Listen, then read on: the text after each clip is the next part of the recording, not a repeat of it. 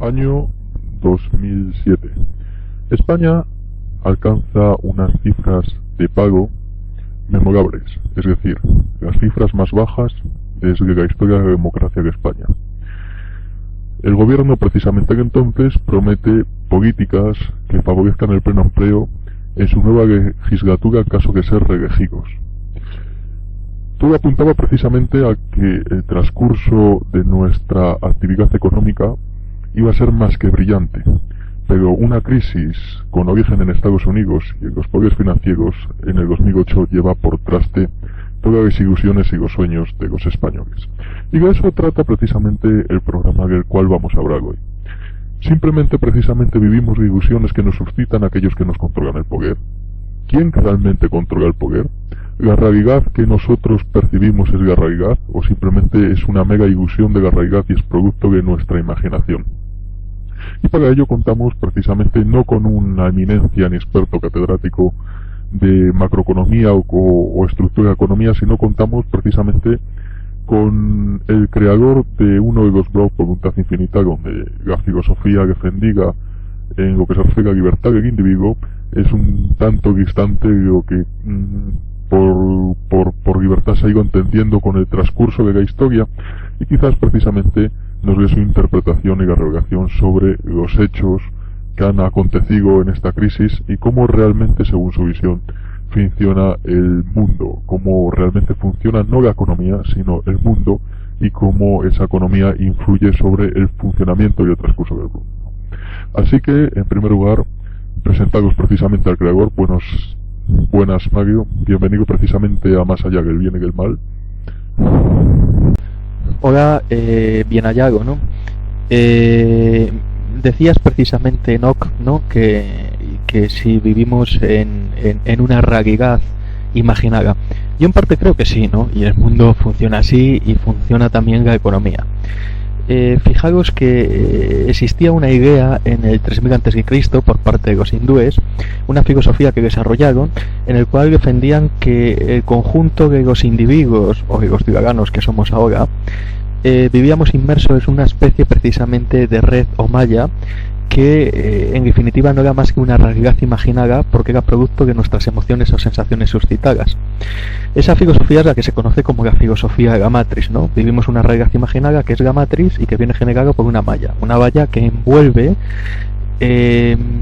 a todos nosotros y que es producto de nuestras sensaciones e ilusiones y que nos impiden ver la realidad objetiva, que según los hindúes esa realidad objetiva sería el Brahma. Y esta filosofía es el origen y la génesis de lo que se entiende por el budismo, ¿no? Siddhartha Gautama adaptó esta filosofía a principios y a su propia filosofía, pero el origen de la misma ha sido esta filosofía hindú. Básicamente, precisamente, Buda lo que decía es que nosotros, precisamente, nuestra forma de actuar es producto de nuestra mente. Nuestra mente son nuestros pensamientos, y nuestros pensamientos vienen condicionados por lo que sentimos y por las sensaciones producidas, eso a través de nuestro cuerpo, y bien por lo que realmente nosotros somos, que es nuestro espíritu. Entonces, normalmente lo que sentimos son pensamientos o son pensamientos del pasado, que esos sentimientos nos han producido una serie de pensamientos que revivimos constantemente y nos hace estar condenados al resentimiento, y esos proyectos de futuro que nos condicionan nuestras ilusiones y que nos torturan día a día. Entonces, simplemente, para ser conocedores de esa realidad objetiva, del trasfondo de cómo funciona en este caso el mundo, tendríamos que centrarnos en el presente y abandonar esos pensamientos del pasado que nos generan prejuicios que nos impiden ver el presente, y esos pensamientos del futuro que nos hacen construir castillos en el aire y que no nos permiten ver bien precisamente la realidad. Algo así yo creo que tratan los poderes de crear en el individuo. Fíjate en la génesis de la crisis, ¿no? Cuando hablamos de la crisis, desde el 2001 al 2007 Estados Unidos practica una política expansionista a nivel monetario. ¿Qué significa esto? Significa que la Reserva Federal de Estados Unidos lo que hace es disminuir precisamente el interés del crédito concedido a las bancas privadas, a las entidades financieras norteamericanas. Consecuencia de ello, al aumentar el dinero de las entidades financieras, puesto que le prestan un interés más bajo, y con ese dinero lo que hacen es aumentar préstamos a un interés más alto, lógicamente para obtener unos beneficios. Eso significa que al final precisamente la gente demanda crédito porque las empresas demandan bienes de inversión y necesitan dinero para invertir, y los ciudadanos demandan precisamente consumo. En definitiva, precisamente esa expansión monetaria genera una demanda agregada, pero esa inversión que existe y ese aumento del consumo no es producto del ahorro de los ciudadanos, sino es producto de un dinero que se ha creado ficticio, con lo cual nos genera la sensación de que el país en cuestión o la actividad económica ha aumentado debido a que ha aumentado el ahorro y ha aumentado la capacidad adquisitiva, y por eso aumenta el consumo de la inversión, y nada más incierto. Simplemente con esa política expansionista monetaria se ha creado la ilusión de que el transcurso económico precisamente es boyante, cuando realmente no era así. Claro, cuando se facilita ese dinero que no ha sido ahorrado, lo que ocurre es que las empresas invierten en lo que a corto plazo da más dinero, y cuando aumenta el poder adquisitivo de las personas, lo que a corto plazo da más dinero es las necesidades elementales. La venta o puesta en venta de productos que cubren necesidades básicas elementales es lo primero que busca el individuo. Entre esas necesidades elementales es la vivienda. Eso hizo que aumentara precisamente por concesiones de hipotecas por parte de la banca la demanda precisamente de viviendas.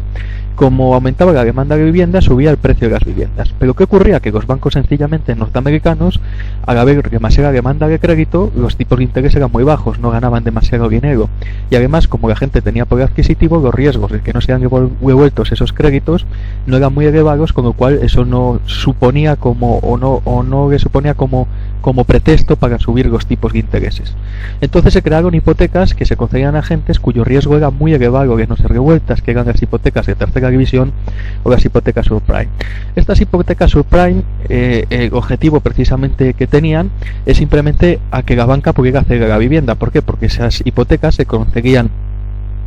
a personas que en muchos casos se tenía el conocimiento de que no iban a poder ser pagadas, pero como a cambio se entregaban precisamente las llaves de un piso que se estaba revalorizando, una vivienda que se estaba revalorizando, con lo cual lo que hacíamos es que esas viviendas pasaban a formar parte de los activos de la banca, activos cada vez más en alza, y por lo tanto el patrimonio de la banca cada vez era mayor,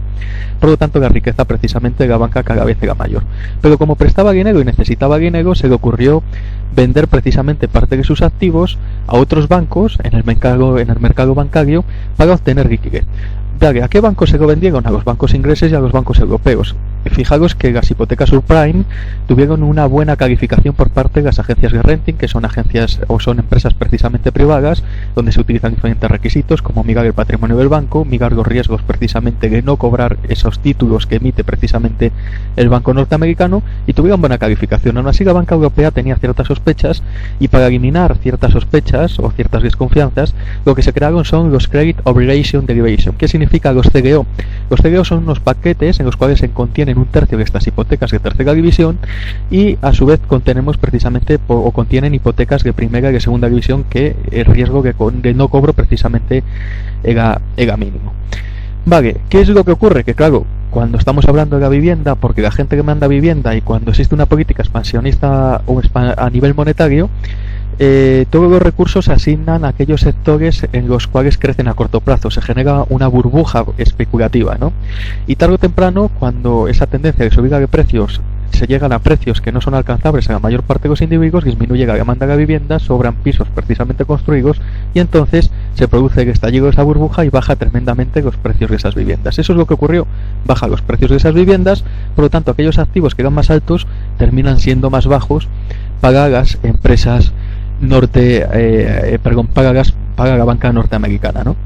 Entonces el primer banco que quebra precisamente es Bernstein, ¿no? Y Bernstein es sabedor o intuye muchos bancos que contienen parte de esos activos que después se denominan activos tóxicos, que son las hipotecas subprime, con lo cual se genera desconfianza en el mercado bancario, porque se empieza a sospechar que aquellos bancos que contengan hipotecas subprime van a tener problemas para devolver aquello que prestan otros bancos, y como los bancos no saben realmente quién tiene hipotecas subprime, pues se reduce precisamente, o se aumentan los intereses, o se reduce el crédito entre los bancos. Pero Bernstein y aseguradoras como Freud, que habían comprado esos activos tóxicos, saben que el gobierno norteamericano, por su influencia en la sociedad norteamericana, en caso de esa quiebra que se estaba produciendo, iba a acudir a su rescate, y así lo hizo. Pero no lo hizo en el 2008 en Lehman Brothers, y sencillamente porque la cantidad llega enorme y porque Estados Unidos ya venía de rescatar a importantes entidades financieras y de poner una cuantía importante y enorme dinero. Y eso hizo que aumentaba la desconfianza más entre los bancos europeos y por lo tanto no se prestaban entre ellos porque, como repito, no se sabía quién tenía hipoteca subprime o no, y por lo tanto no se sabía realmente si al banco que se le estaba prestando tenía unas cuentas saneadas o no tenía unas cuentas saneadas. Eso hizo que en aquellos bancos que tenían hipoteca subprime y que esos activos estaban a la baja porque se cotizaban precisamente menor, que digo, a la crisis inmobiliaria en Estados Unidos, hizo que se intentaran subsanar sus problemas de caja y por lo tanto cerraran el crédito o pusieran mayores restricciones a la concesión de créditos o subieran los tipos de interés. En definitiva, no era tan fácil acceder al crédito y eso se tradujo en Europa y en Estados Unidos y en el mundo occidental en una disminución de la demanda de bienes de inversión y la demanda de consumo. En definitiva, una disminución de la demanda agregada que lleva que una crisis que tiene origen financiero se traduzca precisamente en una crisis en la economía partiendo real. Sencillamente del hecho de que se creó esa ilusión con esa política expansionista monetaria, que ese dinero que se invertía o que se utilizaba para consumir no procedía del ahorro de todo un país o del conjunto de los ciudadanos, ¿qué interpretación o qué sistema de control se puede apreciar ahí por parte de los poderes hacia el ciudadano, como dices un poco en esa filosofía maya, ¿no?, de que nos crean una serie de ilusiones y vivimos en esas ilusiones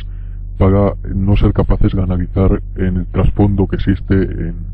en este mundo imaginado, y ese trasfondo que no es más que la realidad objetiva. De esa ilusión, de esa política expansionista monetaria, ¿qué es lo que nos condiciona a actuar de una manera u otra y qué es lo que no nos permite ver esa realidad objetiva, ese trasfondo de realmente que se encuentra más allá de la malla, como tú dices, y de cómo funciona el mundo? Bueno, básicamente, como antes dije, se utilizaba bien pensamientos que nos generaban ciertas ilusiones de cara al futuro y que nos torturaban posteriormente por el no cumplimiento de esas expectativas futuras, o bien precisamente pensamientos del pasado, sobre todo que recaban en nuestro negativismo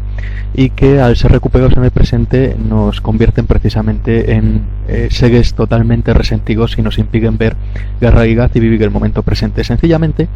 cuando la banca o con las diferentes políticas expansionistas monetarias se creó una ilusión futura en los ciudadanos de que ellos iban a ser propietarios de nuevas viviendas, propietarios de coches, en definitiva iban a tener ciertos bienes, incluso algunos considerados de lujos, que eran propios de estatus sociales más altos. Entonces se le prometió una vida de mayor calidad, entendida esta, en relación a tener un estatus social mucho más alto.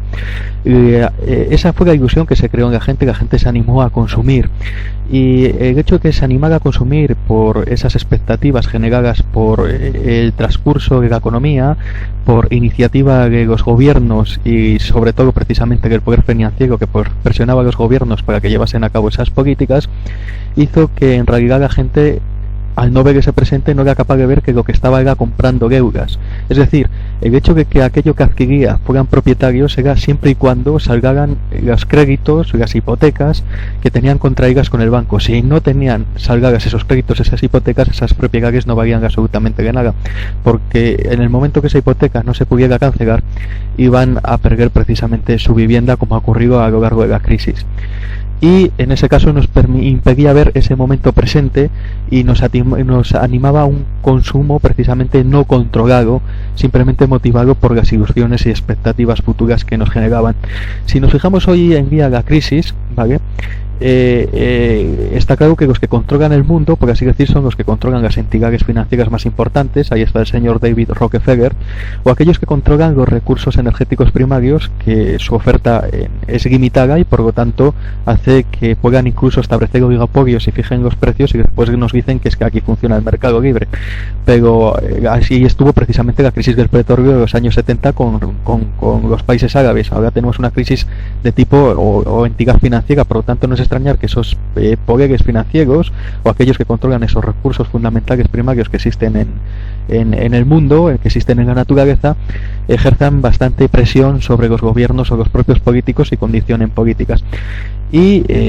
por supuesto gobernados, y aquí no es el tema, por mentes totalmente psicópatas que lo único, como cualquier persona diga psicópata, lo que amiga es el satisfacer sus deseos a corto plazo, no valoran las consecuencias a largo plazo, con lo cual no son bastante previsores, y además en muchos de los casos lo que lleva es a utilizar, como cualquier psicópata en una relación personal, sentimientos o cambios en el estado emocional o percepciones de las personas para manipular y conseguir los objetivos, que en este caso eran enriquecerse. Pero claro, cuando llega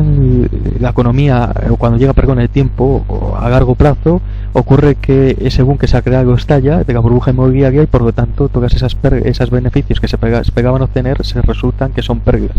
Y esas pérdidas hace que nos lleven precisamente a remordimientos de pensamientos del pasado. Es decir, ahora se nos vende la idea de que hemos vivido por encima de nuestras posibilidades, de que somos nosotros los responsables de habernos endeudado, cuando ellos nos animaban precisamente a endeudarnos. Bueno, no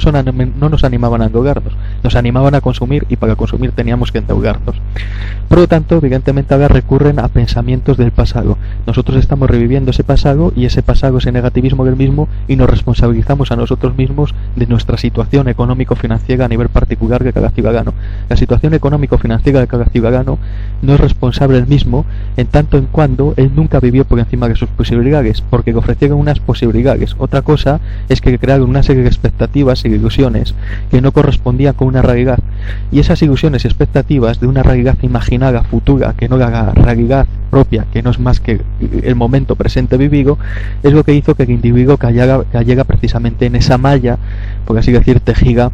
por los poderes financieros junto con los diferentes poderes políticos de los diferentes países. Y después, simplemente, como bien sabemos, por cuestiones de globalización, existen mercados interconectados, hizo que cayera un país tras otro, y por lo tanto que todo Occidente se vea inmerso en una crisis que ya se ve inmersa desde prácticamente los anales de su historia, continentes como por ejemplo África o el mundo asiático, que ahora dicen que Asia puede ser el nuevo orden mundial. Pero quizás también sean megas expectativas o megas ilusiones que nos crean los poderes financieros o aquellos que realmente controlan el mundo. Por eso digo que esas políticas expansionistas monetarias crean ilusiones de futuro. La gente cree que realmente ha aumentado el nivel económico de un país porque creen que ha aumentado el ahorro, y en consecuencia de ese ahorro aumenta ese consumo y esa inversión, y muchos ahora dicen ¿dónde está ese dinero? No es que ese dinero se creó de ganara, es decir, simplemente se le dio a la máquina de imprimir billetes, y eso hizo la Reserva Federal de Estados Unidos. Y curiosamente están utilizando las mismas políticas para solventar esta crisis. Entonces estos son ciclos donde en ciertos momentos nos se crean expectativas de futuro, y cuando estamos en depresiones nos culpan precisamente de las decisiones que nos instigaron a tomar en momentos pasados y a vivir lamentándonos de nuestro pasado, con el fin de que entendamos que es necesario apretarnos el cinturón, de que hay que colaborar aumentando el gasto, y por lo tanto se disminuye la libertad, porque en esta sociedad se entiende libertad igual a dinero. Entonces si tienes que pagar hasta por salir a la calle, te condiciona a estar en casa, y ese dinero que se ha ahorrado es, curiosamente, como los poderes financieros tienen la sartén por el mango, parte importante del mismo, ya se ha ocurrido en España, se ha utilizado para rescatar o sanear precisamente a bancas. Ahí está el caso precisamente Barclays, ahí está el caso Caja Madrid, ¿no?, que el gobierno precisamente ha dispuesto una cuantía de dinero bastante importante, o bien que hemos sido rescatados por la Banca Central Europea, ¿no?, pero que en definitiva es deuda que tenemos que pagar el conjunto de los españoles. Es decir, los bancos, o aquellos que controlan los bancos, tienen una forma de gobernar bastante psicopática, en el sentido de que buscan precisamente su ambición a corto plazo,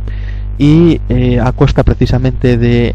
la manipulación de los demás, y a su vez después, cuando vienen las consecuencias nefastas de no ser capaz de ser previsores a largo plazo, tienen ese comportamiento inmaduro y propio precisamente de personalidades psicopáticas, de que atribuir la responsabilidad y que carguen precisamente con las dificultades a aquellos que no son responsables de esa crisis, y también manipularlos para que se sientan responsables de la misma, o que se sientan parte a solucionar de la misma, cuando debían ser ellos los que trataran de solventar la misma. En definitiva, nos utilizan para tratar de solucionar esta crisis, y nos utilizan para, en los momentos de ciclo de expansión económica, para producir beneficios. Nos utilizan para tapar sus agujeros, y nos utilizan precisamente para construir sus lujos. Por eso digo que nos generan ilusiones y que no vivimos en esa realidad objetiva. Para vivir en esa realidad objetiva, lo que pido a la gente, ya es algo que se está abandonando, ser mucho más crítico, más analítico, no crearse los discursos oficiales que vienen sobre todo a través de los medios de comunicación, que se aceptan como válidos. Analizar los hechos y ver diferentes formas de poder enfocar esos hechos y conectarlos, no caer en el sofisma que nos plantea precisamente los medios de comunicación y que nos llevan a gobernarnos por esas tendencias o ilusiones que pasan de individuo a individuo y que al final afectan al conjunto de la sociedad, y por imitación precisamente y adaptación e integración en el grupo por parte del ser humano, al final termina contaminándose de esas ilusiones que le lleva a no ver esa realidad presente y tomar decisiones que serían precisamente más favorables para sí mismo, incluso para el conjunto de la sociedad. Realmente que podremos salir de esta, o que nos hemos quedado en una situación donde el sistema se ha colapsado, por así decirlo, y no existe ninguna esperanza para la solución de la misma. Bueno, depende por lo que entiendas acabar con esta situación. Si te refieres que vamos a salir de esta depresión económica, creo que sí. A lo largo de la historia, en diferentes sistemas económicos siempre ha habido épocas de expansión, y siempre ha habido épocas de recesión económica o depresión, ¿no?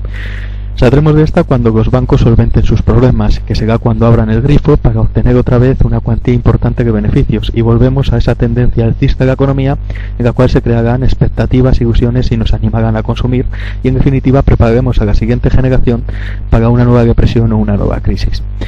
El romper precisamente con esa malla en la cual nos encuentran o estamos precisamente entrelazados, y nos impide ver esa realidad objetiva y nos encarcelan y eliminan nuestra libertad y nuestro poder de decisión, es difícil, porque a lo largo de la historia ha funcionado el mundo como ha funcionado, bajo diferentes formas, pero con esa idea esencial de manipulación por parte de las clases dominantes hacia los dominados, influyendo precisamente en sus estados de ánimos. Decía cierto filósofo que se trataba, para manipular a la gente, llegar al corazón para nublar precisamente la mente. Hoy diríamos que se trata de llegar al sistema límbico de la gente para disminuir la actividad de la corteza cerebral de las personas. Entonces, en la medida posible, se trata de ser una persona más analítica, no dejarnos influir tanto por esos pensamientos del pasado y futuro, centrarnos en el presente y establecer un planning de qué realmente nosotros necesitamos para vivir. Porque realmente, y viene que ni al pego esa frase, no es más rico, esa frase típica, aquel que tiene más, sino el que menos necesita, y en este caso el que menos necesita es el que menos juega dentro de su sistema y el que menos tajagan sacan. Por lo tanto, en la medida que necesitamos menos de lo que nos ofrecen precisamente ellos, menos caemos precisamente dentro de su red. Eso nos permite salir más de la malla, y por supuesto ciertas decisiones que toman los poderes más elevados y que más influyentes a nivel mundial y que influyen sobre propios gobiernos, que al final le marcan la coreografía a la cual nos tienen que decir o la cual tenemos que bailar el resto de los ciudadanos, se trata de salir a la calle y por supuesto intentar cambiar esa correlación de fuerzas, porque no olvidemos que ellos son minoría a pesar de que controlan la mayor parte de los recursos del mundo, es decir, la mayor parte de aquello que genera riqueza, y que nosotros simplemente somos meros consumidores como consecuencia de las expectativas e ilusiones que nos generan. Pero se trata precisamente de cambiar esa correlación de fuerzas, lo cual es difícil porque a lo largo de la historia diferentes sistemas económicos políticos han funcionado con esta filosofía, pero no vamos precisamente a negar que se han producido avances con épocas anteriores, es decir, no exactamente ha habido el retorno idéntico. En cierta medida sí que ha habido mayor democracia en un país o en España años antes de que comenzara la globalización, y en definitiva sí que el poder residía en los representantes elegidos a través de las urnas. No solo eso consiste en la democracia, hoy la democracia y se ha entendido afortunadamente como que los ciudadanos deben de participar más de esa política. Entonces yo creo que aquellas asociaciones que se han constituido para hacer grupos de presión ante la situación actual y sobre todo ante los grupos de poder, tienen que, digamos, tomar el poder político a través de las urnas, y siendo siempre aquellas organizaciones activistas que se funden o se refunden como partidos políticos y abandonar esa esencia activista y que representen los intereses de la mayor parte de los ciudadanos, para en caso precisamente de ocupar gobiernos, ocupar cierto poder, tener cierto poder para plantar cara al verdadero poder que controla el mundo, que no son más que aquellos que controlan entidades financieras de elevado prestigio y aquellos que controlan los recursos energéticos primarios. ese sería un poco la receta que deberíamos de seguir el conjunto de los ciudadanos, o en definitiva el mundo, porque, repito, ellos son minoría y nosotros somos mucha más mayoría. Lo que pasa es que si focalizamos que el enemigo y el que ha generado esta crisis es el vecino, en definitiva es el inmigrante que viene y me quita mi trabajo, y todo ese odio lo descargamos contra aquella persona que no es realmente responsable, que lo único que hace es labrarse o intentar buscar un futuro como lo buscamos el resto, en la medida que se lo permiten, entonces esos esfuerzos van aunados a autodestruirnos, encima a dividirnos. Es una forma más de manipulación. El nacionalismo es segregacionista, mientras que aquello que trata precisamente de hacer o convertirnos en ciudadanos del mundo y nos permite esa visión más global que en definitiva existe dentro de los mercados globalizados, pues a esos mercados globalizados le vamos a responder como una globalización del conjunto de los ciudadanos para romper con ese poder de los poderes financieros y con ese poder que controla o que tiene mayor influencia en los diferentes mercados y en definitiva en el mercado global. Tu presencia ha sido un placer el poder charlar sobre este tema contigo, y desde aquí, desde más allá del bien y del mal, te agradecemos tu presencia y esperamos poder contar contigo para muchos otros temas interesantes que vamos a tratar, y animar a la gente a que nos siga en nuestros programas. Así que gracias, de acuerdo, y esperamos precisamente con gratitud el volverte a tener aquí lo más pronto posible.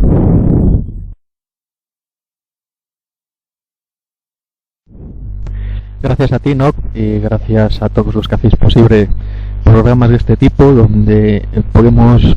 rebatir esos discursos oficiales, donde podemos presentar una realidad totalmente diferente que nosotros consideramos objetiva, que no pedimos que los demás se la crean, sino simplemente que reflexionen sobre la misma y que sean críticos con esos discursos oficiales. Así que agradecer tu invitación y, por supuesto, encantado de poder volver a estar aquí en la brevedad posible, que en cuanto me lo pidáis aquí estaré, y agradecer precisamente a todos los que nos han seguido y que nos continuarán siguiendo, y los nuevos que aparecerán, porque yo creo que se necesitan proyectos de este tipo, y sobre todo que se debata y que se abre sobre la situación presente que estamos viviendo desde otras expectativas y desde otras alternativas, que por lo menos le lleve al ciudadano, o en definitiva a la sociedad, a plantearse el rumbo que está marcando en este momento presente. No el que va a marcar ni el que marcará, sino el momento que va a marcar presente, y que tome precisamente su propio timón el conjunto de los ciudadanos. Así que nada más, simplemente mandar un saludo aquí a todos los oyentes, animar a que entréis en mi blog, voluntadinfinita.blogspot.com.es, y por supuesto que sigáis estos programas más allá del bien y del mal, donde realmente seguro que existirán debates, entrevistas bastante interesantes. Gracias a todos vosotros y gracias a ti en especial, Noc.